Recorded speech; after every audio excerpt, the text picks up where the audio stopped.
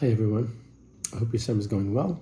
This week is Parshas Eikev, and I want to study and talk about the mitzvah to love the convert, the Ger. In chapter 10, verse 19, the Torah tells us, "V'haftem es hager, ki ger hayisim be'eretz Mitzrayim," that we are to love the convert because we were also strangers, gerim, in the land of Egypt. What is this about to love the Ger, the convert?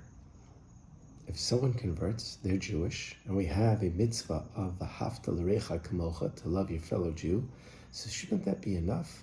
Why is there a special directive for the convert, for the Ger?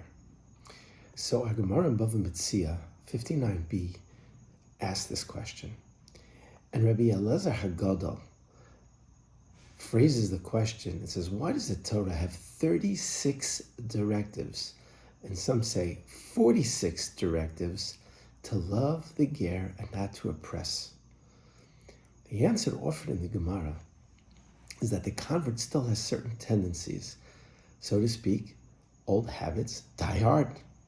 If the Ger feels slighted and is not welcomed into the community that it has sacrificed so much for, the Ger may revert back to their old beliefs and practices.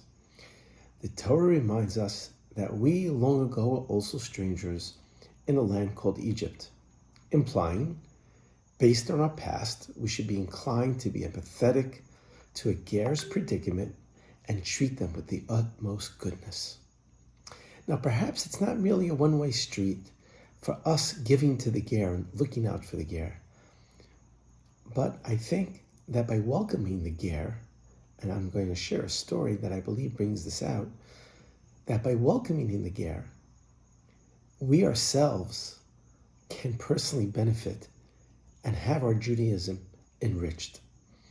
Once a year, I invite my friend Gloria, who became a convert several years ago, to address my 12th graders at SAR High School and to talk about why she chose to become Jewish. And I can't tell you precisely her words, but I can say to you that every year after she speaks, the students are inspired to think more deeply about their Judaism and not take it for granted. It's often that I will say to the students, how many of us would opt into Judaism if we weren't born into it? It's a hard question, maybe one we can never really answer.